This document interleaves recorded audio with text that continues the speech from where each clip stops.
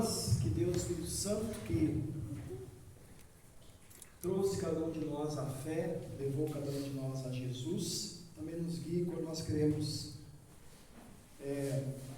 meditar na sua palavra, especialmente na leitura de hoje. Se vocês olharem aí, pena que fica muito pequeno.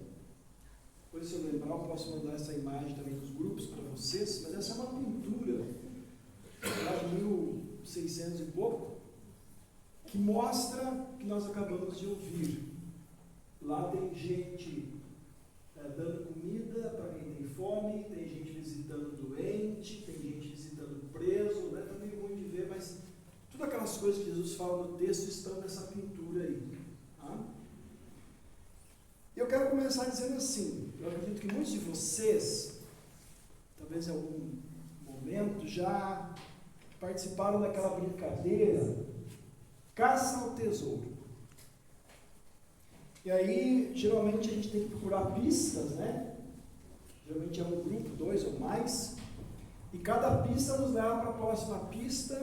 A gente tem que encontrar coisas escondidas até que você termina a lista do que você tem que encontrar, para você então receber lá o prêmio, o tesouro.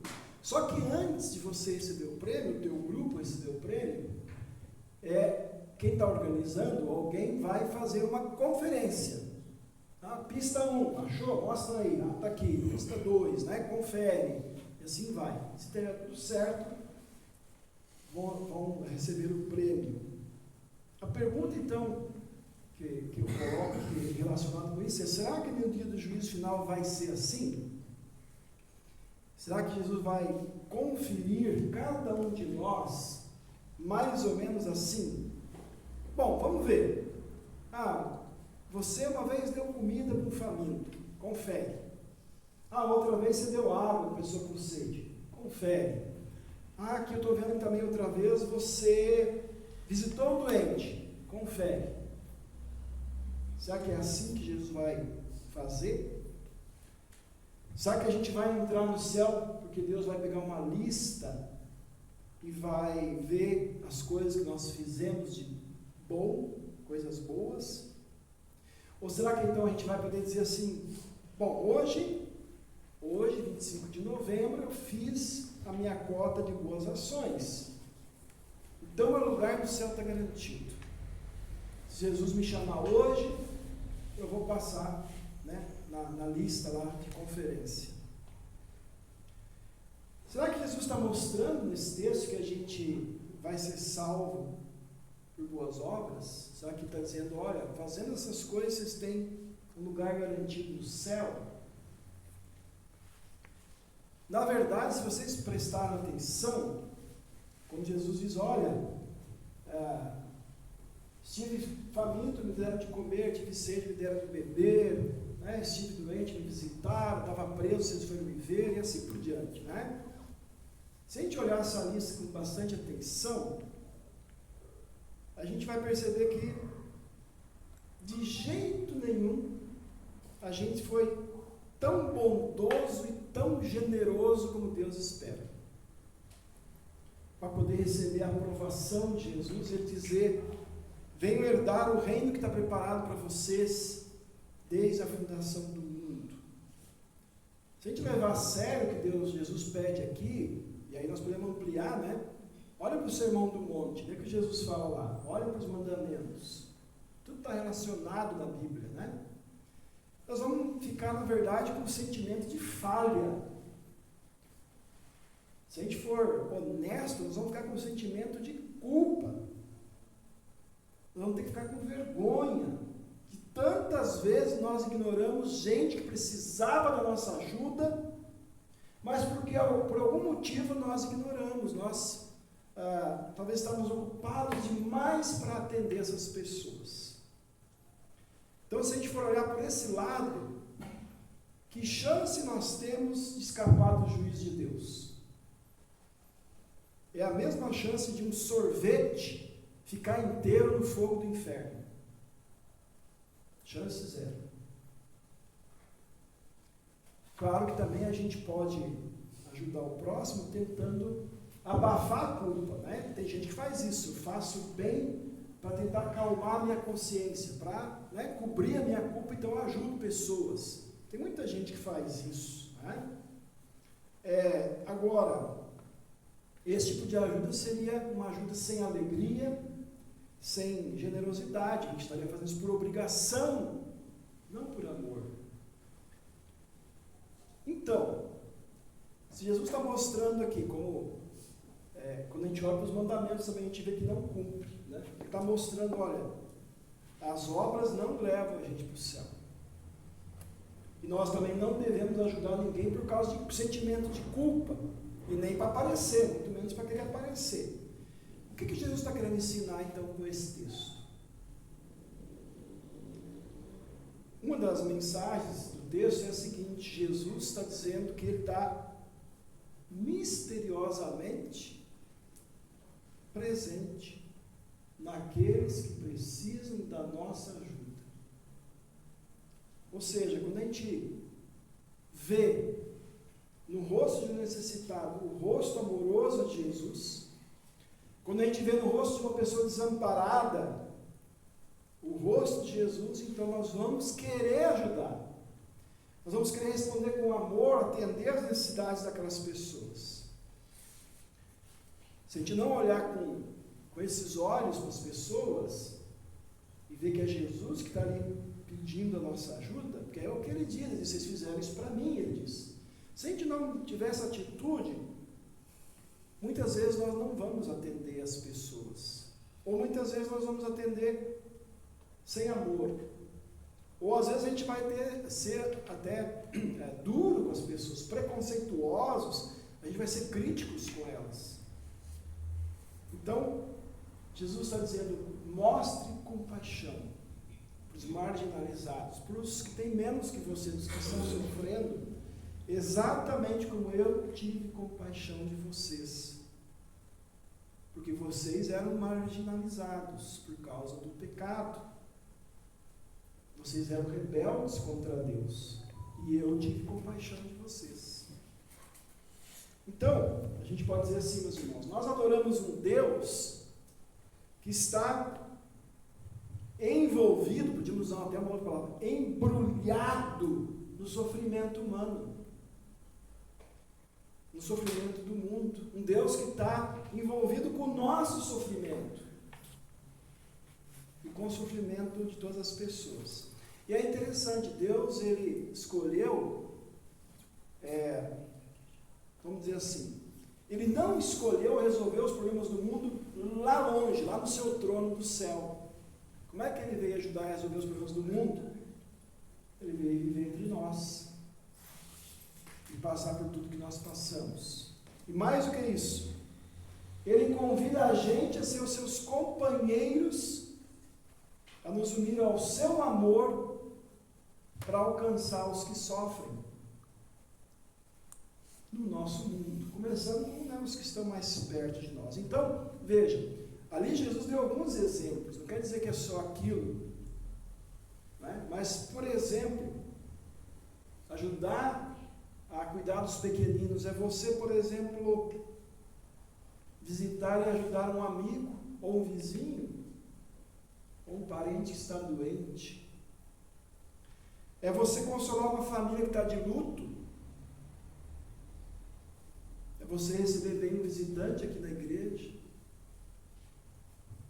É você fazer como um irmão contou essa semana, ouvir uma pessoa falando do seu filho doente.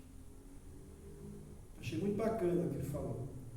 Ele pegou a devoção dos 5 minutos, que falava sobre o sofrimento. Ele mandou para o e-mail, ele tirou uma foto, mandou para o e-mail, imprimiu e deu a devoção para o cara. Mas não só isso. Ele ajudou ele a resolver um outro problema que ele tinha. Não vou falar o que é, não é para não expor a pessoa, mas não ajudou só com o papel, ajudou com um serviço que aquela pessoa precisava, né? A gente pode também visitar pessoas que estão deprimidas, estão duvidando do amor de Deus na sua vida, precisam de palavras de ânimo, de esperança. A gente também pode ver Jesus nos outros quando a gente é compreensível com a aflição do outro, quando a gente apoia as pessoas com palavras e ações. Aí vamos falar de nós aqui, por exemplo, quando nós apoiamos os membros da família da fé com palavras e com gestos genuínos de amor. Então, a gente é chamado a ver, meus irmãos, a nossa fé em Jesus e ver como essa fé, como o nosso culto a Deus não é uma coisa só dessa 1h30 que nós temos aqui na igreja, né? Como a fé em Jesus e o culto a Deus não é só cantar, louvar, mas é como isso deve penetrar e se relacionar com as coisas comuns do nosso dia a dia, com as relações que nós temos com as pessoas no dia a dia. Esse exemplo que eu contei, eu acho que aquela pessoa deve ter sentido uma grande diferença com aquilo que aquele irmão fez por ela, né? Então, Jesus convida a gente a ver que a nossa fé não é algo só para certos dias da semana, né? Não é só para o dia do culto aqui, ou estudo bíblico na nossa casa, ou quem sabe a fé para aquela 1 hora de estudo online, que a gente escuta o pastor. Não. A fé permeia, quer dizer, ela está em cada momento de cada dia, de todos os dias. E Jesus quer também mostrar que o amor dele vai levar a gente a sempre tentar fazer algo pelos menos favorecidos. Eu falei no começo, né? Se a gente olhar bem, nós não fazemos tudo, mas não é desculpa para a gente não fazer nada, né? Fazer o máximo que a gente puder. E aí, a gente não precisa ir longe, né, meus irmãos, para ver pessoas sofrendo. Eu vou dar uns dados do mundo, mas a gente não precisa ir muito longe. Mas no mundo, eu dei uma pesquisada. Quem são esses pequeninos irmãos que estão sofrendo? Da população do mundo, hoje são, não me lembro bem, 7 bilhões e pouco. 1 bilhão e 100 milhões de pessoas vivem na pobreza. Quer dizer, o que quer dizer isso? Não tem direito de comer, não tem água tratada, não tem luz, né? Mais de 1 bilhão de pessoas. No Brasil, se diz que são 70 milhões de gente que está na linha da pobreza. Um outro dado, né, que também afeta muito a qualidade de vida das pessoas: bilhões, não é milhões, ainda bilhões no mundo são analfabetos. Não sabem ler. E você sabe, quem não sabe ler é mais facilmente também enganado e assim por diante, né? Então veja. Agora, a gente também, né, olhando perto de nós, não sei na casa de você, aqui não é tão comum vir gente pedir, por exemplo, comida, roupa. De vez em quando vem. Quando tem coisa aqui na igreja, eu pego aqui, às vezes não tem, a gente pega lá de casa, né? O que a gente pode ajudar, a gente ajuda. Eu me lembro uma vez, só como um exemplo, né? Alguém aqui de casa trocou de celular. E aí, uma pessoa falou: olha, tem uma moça que vive na rua, está grávida, e ela precisa de um celular para ser avisada das consultas, né? Aí nós demos um celular para ela. Eu acho que ajudou ela, né? É o que a gente podia fazer naquele momento. Um exemplo, né? Então, meus irmãos, comentando mais um pouco, milhares e milhares de crianças morrem todos os dias do mundo por doenças tratáveis, né? Que com água limpa, com remedinho, elas não morreriam. Vocês estão vendo agora, né? Mais ainda agora, com mais uma guerra, são milhões de refugiados por causa de guerras e desastres naturais, né? Gente que sai do seu país porque teve um terremoto que destruiu tudo, ou sai, por exemplo, né, da Ucrânia porque os russos estão lá matando todo mundo. No Brasil está cheio de refugiados, especialmente da Venezuela, fugindo da pobreza, né? Então, tem muitas pessoas que são esses pequeninos que Jesus fala. E todas essas pessoas são importantes para Deus. E às vezes a gente vê elas como menos importantes. Tá? Eu já falei outras vezes, e eu me incluo nisso, né? Às vezes a gente é muito tentado a pensar só em nós. a gente é muito tentado a pensar em consumir, consumir, consumir. E tem gente que às vezes não tem nem o que comer. Tá? Há países que são piores que o nosso nessa questão. Tem país por aí que estragou uma coisa, não vão nem consertar, joga fora e compra outra. Né? Consumismo. Então, meus irmãos, essas pessoas, a gente pode facilmente ignorar elas, às vezes por causa da sua religião, da sua raça, seu estilo de vida. Mas é no rosto delas que Jesus está dizendo, olha, sempre que vocês fizeram isso para um desses meus pequeninos irmãos, vocês fizeram para mim. Então esse é o ponto, né? Jesus sabe do nosso pecado, sabe do nosso egoísmo, da nossa falta de preocupação com os outros, que impede a gente de cuidar desses pequeninos. Tá? Aliás, às vezes a gente faz isso na nossa própria família. Né? Eu já comentei isso outras vezes, eu vejo com tristeza, meus mais de 25 anos como pastor, pais que não estão preocupados com o destino eterno dos seus filhos, não trazem eles para eles se acostumarem com o ambiente da igreja, para eles aprenderem a linguagem da igreja, para eles irem na escola bíblica, não trazem. Esses pequeninos filhos podem se perder eternamente porque os pais não estão preocupados, parece, com isso. Né? Então, Jesus está contando essa história aqui, não só para mostrar o que nós deveríamos fazer ou não, mas é para a gente fazer uma pergunta. Né? Qual é a minha relação com este Jesus, esse bom pastor que me amou, que deu a vida por mim, que preparou um lugar para mim desde a fundação do mundo? Qual é a minha relação com ele? É uma relação só no dia do culto? É uma relação só da boca para fora? Qual é a minha relação? E eu gosto de relacionar, né, os textos com coisas atuais, né? E aqui eu posso fazer mais uma relação. Hoje temos eleição aqui na congregação. Como é que eu posso servir a Jesus falando, eu aceito um cargo, me indicaram, eu vou aceitar. Falta alguém, eu me proponho. Eu vi alguém falando, não me lembro quem é essa semana, choveu, a pessoa já não vem na igreja.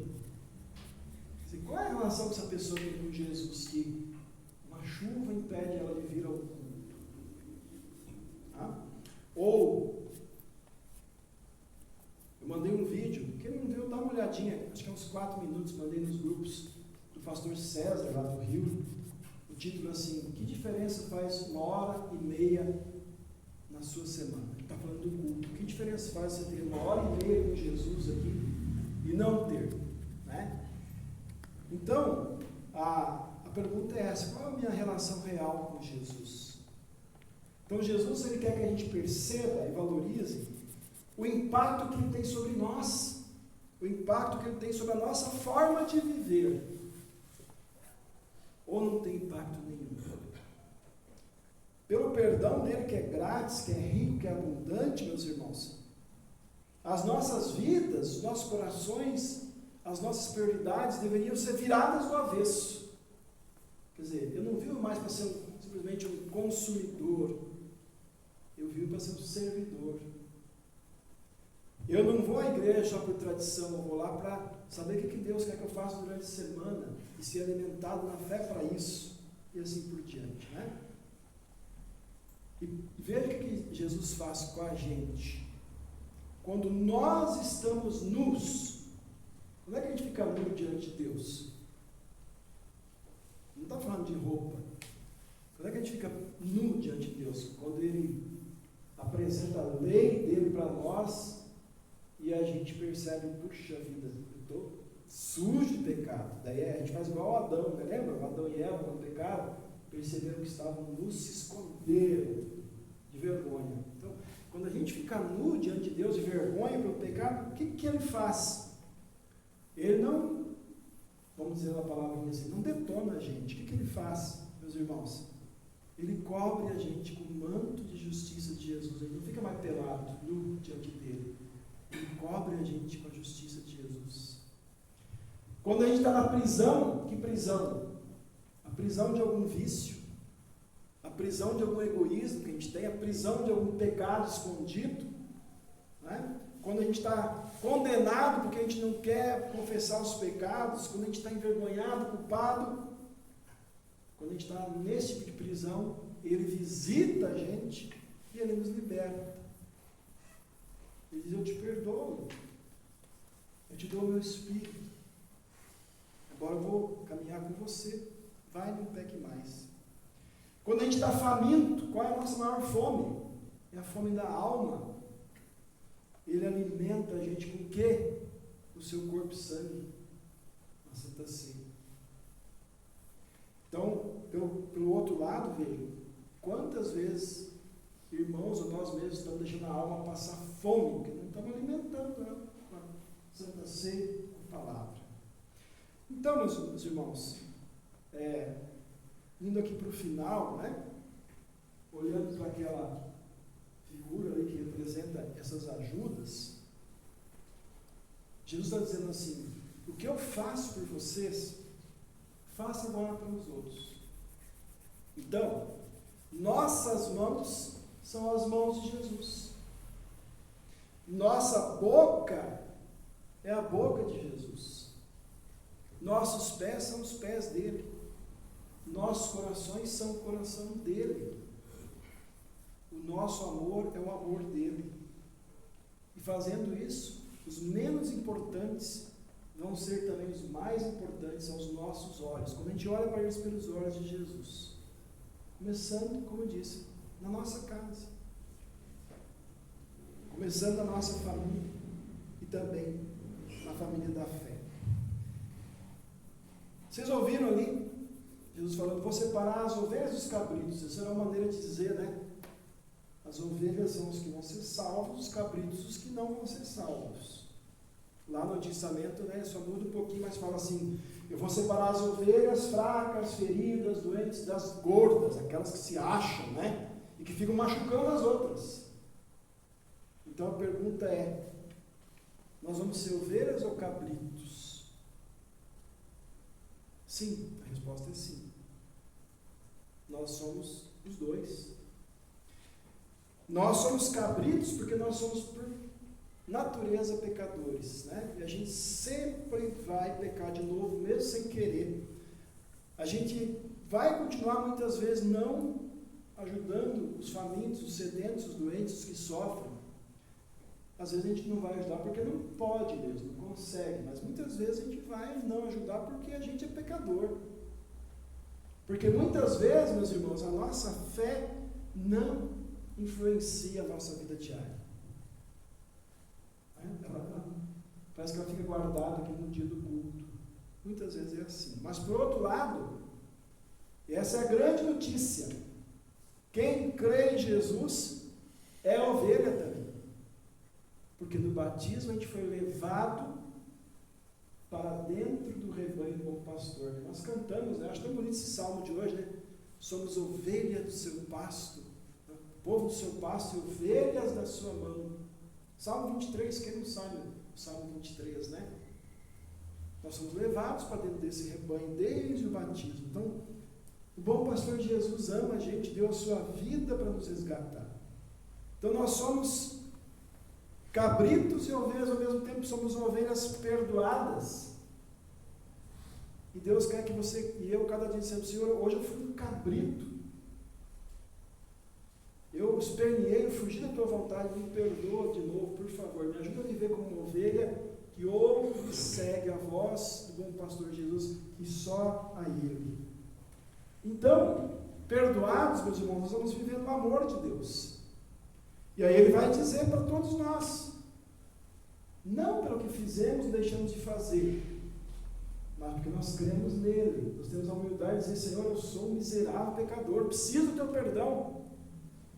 Para quem tem essa fé, ele vai dizer assim: venham benditos do meu Pai, venham herdar o reino que está preparado para vocês desde a fundação do mundo. Então, meus irmãos, Deus convida a gente a ver o rosto de Jesus nos sofredores.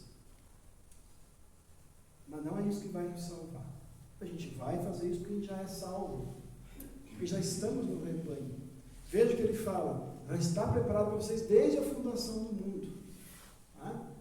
Então, terminando. Quando Jesus, as pessoas perguntam, quando é que nós fizemos tudo isso, Senhor?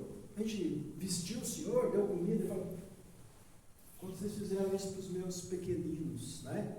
O que quer dizer isso? Que as pessoas que criam em Jesus fizeram isso de uma forma tão natural que elas nem se deram conta que elas estavam produzindo frutos da fé. Então, que esse perdão, que esse amor de Jesus motive a gente a levar e a cuidar de todos os pequeninos, começando com os mais perto de nós. E especialmente, levando para eles o principal alimento e a principal roupa. A roupa da salvação de Jesus. O pão da vida que é o próprio Jesus. Que Deus nos ajude a levar a todos os pequeninos de Jesus a salvação que só Ele pode nos dar. Amém. Meus irmãos, é para isso que nós somos igreja.